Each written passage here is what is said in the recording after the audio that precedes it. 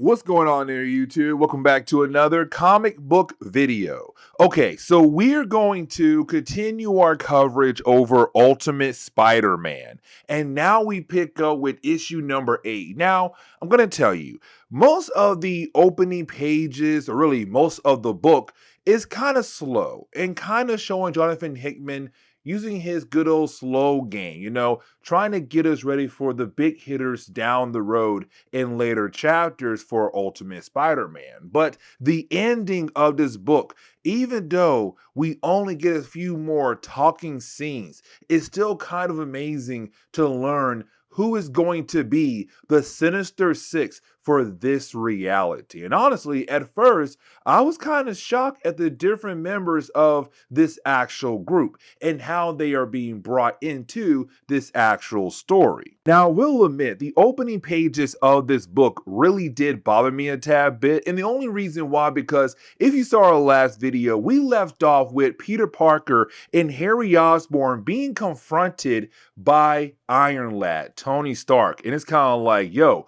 that was a big moment. But then the opening pages of this book picks up about 3 weeks after that moment, where you have Peter Parker getting ready for a big day. And the big day is that it's his kid's birthday. The kids' both birthdays are in the same month. So, to save money, they celebrate both birthdays at once. But either way, we also get reminded that in the last couple of chapters of Ultimate Spider-Man, Peter Parker was able to give his super advanced suit an AI system, thanks to Dr. Octavius. But the AI system thinks and acts just like Peter Parker. We saw that in the last chapter. And really, the opening pages are just being used to remind us of that moment. But now we can actually jump back 3 weeks in the past and pick up where the last book left off at, with Peter Parker and Harry Osborn being confronted by Tony Stark. Now, something we have to remember that when it comes to Iron Lad, Tony Stark, his main goal currently is to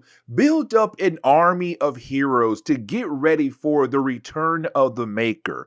And really, Spider-Man was on that list, but we do learn that Spider-Man was on the top of that list. Now remember, when it came to the Maker, he came into this reality to make it in his own image, and he made sure that certain people did not become heroes.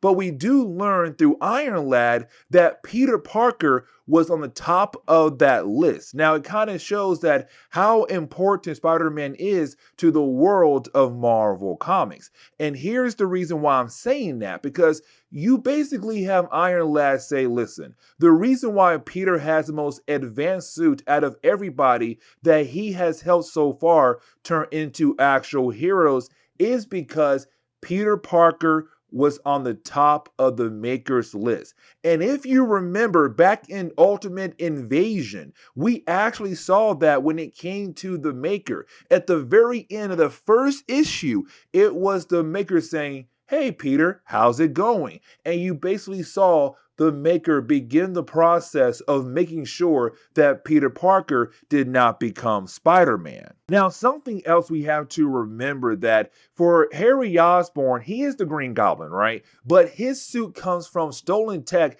that he technically used when he bought out the company of Howard and Tony Stark. And so for Tony, he's kind of like, hey, who's this guy over here wearing this green suit of one of my father's old armor? And for Harry, he's kind of wondering if he was on the list at all. Now, at first, you do have Harry trying to hide his face from Tony. But because the tech used to belong to Tony and Howard, Tony knew how to easily access the armor to show off the face of Harry Osborn. Be all like, oh, you're Harry Osborn. I heard about you. I heard that you bought my company after I had left originally with my Ultimates team. Now, you do have Tony tell Harry, like, dude, no, like, you were not on the list of Reed Richards. But here's the thing. Even though you are now technically wearing stolen tech, I believe if you use that tech correctly to help out this guy right here, sooner or later, you're going to live up to a special kind of respect from other people. Meaning that even though you are not on the list of the maker, it does not mean you're not important. It means that you have the ability to make yourself important when it comes time to actually take him down. But you also have Iron Lad tell Peter and also Harry, like, hey, in 1 year, the maker is going to come back. And so we need all hands on deck. And I'm hoping that by that point, you would actually be ready to help us out. And you didn't have Iron Lad leave just like that. But now we have to jump over to Peter Parker, J. Jonah Jameson, and also Uncle Ben back in the present day. Now, when we do, it's the three guys going to a bakery to pick up a cake for the kid's birthday. But you can tell that Uncle Ben and JJ have something very important to ask Peter Parker. Now, let's not forget that Uncle Ben and JJ had left the Daily Bugle, and now they're trying to start their own paper because they realize that they're being controlled heavily at the Daily Bugle and not really being allowed to report the different things they actually want to report about. So why not go ahead and leave that place behind and start your own company up? And so once you have Peter being able to pick up the cake, we do learn that they want Peter to join their paper, to lead the Daily Bugle and come to their side. Now, for Peter, he has the right to be concerned because he has kids to raise. He has a family to provide. He needs that money. But his Uncle Ben and JJ say, hey, talk to Mary Jane, but also I want you to know that if you do come over to our side, you're going to get paid a whole lot more than you do now at the Daily Bugle. Now, I kind of want to skip over the whole birthday party for the Parker kids because to me personally, it did not feel that important. But for Jonathan Hickman, almost every single thing he writes, every single page in his books becomes somewhat important for something else down the road in later chapters of that run. And so for me, I'm kind of like, this moment right here could be somewhat important for a later chapter down the road. But we kind of see that you have Peter, Mary Jane, and the family having a good old time celebrating the birthdays for Richard and Mary. Now, with all that being said, well, JJ is there as well. And really, Uncle Ben brought JJ because he believes that JJ is getting, kind of lonely in his later life. And so you have JJ being there, but he only brought one present because he had no idea it was both of the kids' party. So he thought it was just for Richard, Peter and Mary Jane's oldest child, their son. And so he brought Richard a book. And the reason why, because, well, growing up for JJ, he didn't have a lot of friends. And he wanted to make sure that for Richard, he does not go through the same thing as well. And kind of want Richard to kind of have some life skills while growing up as a teenager. And so it's kind of a cool moment, but at the end of the party, you do have everyone kind of happy about the idea of everyone being there. But now we have to jump into the real important stuff. But now we jump over to the home of the Kingpin, and this is where things get good, y'all. Okay, so as we were told, the Kingpin is the ruler of Manhattan. Now, that's not all of New York. That's a good chunk of New York, but there's still other territories that we were kind of left to wonder who actually ruled over those different areas. And we kind of find out it is the Sinister Six. And so this is the Kingpin calling them in and saying, hey, I need their help to handle a certain kind of problem. And that problem is Spider-Man and the Green Goblin. So now we begin to learn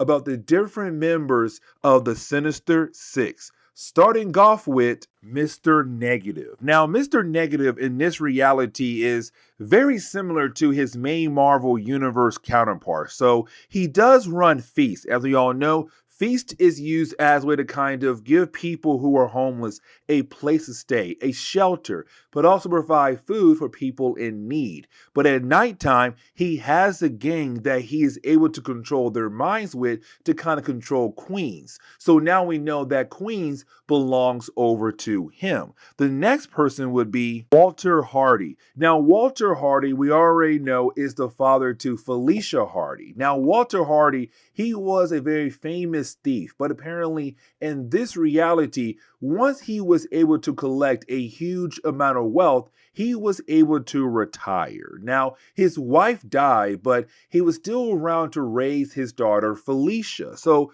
we kind of get a first look at her and kind of left to wonder when we're going to see her later in Ultimate Spider-Man. But we do learn that Walter is actually the ruler of the Bronx. And so now we have two territories. Now the next one would be Kraven. And we do learn that Kraven is from Russia still, but he was kicked out of Russia when you had basically Colossus and his sister Magic being able to actually take over the country. Now, with them being kicked out of Russia, but still having some money, but also be a very well hunter, he was able to take over Staten Island. So that area right there belongs to him. And the last one would be, well, Mysterio. Now, apparently, Mysterio is the mysterious character that no one truly knows much about. But apparently, he is the ruler of Brooklyn. So we have most of the members of the Sinister Six, but there's still one person missing.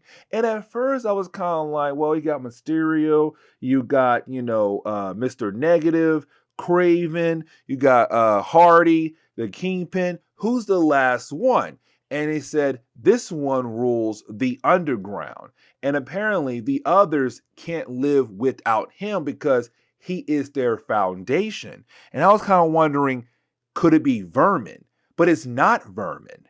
No, the last one would be the Mole Man. He is the ruler of the underground of New York. And so we now have our Sinister Six. But now it's time for them to go after Spider-Man, to go after the Green Goblin. And y'all, let me tell y'all, I'm kind of hype for the next chapter of Ultimate Spider-Man. I feel like now Jonathan Hickman is truly getting into the action part of his story here, the true action parts. But this is where we are going to end today's comic book video. So please leave me a like down below and subscribe. But guys, see y'all next time. Later.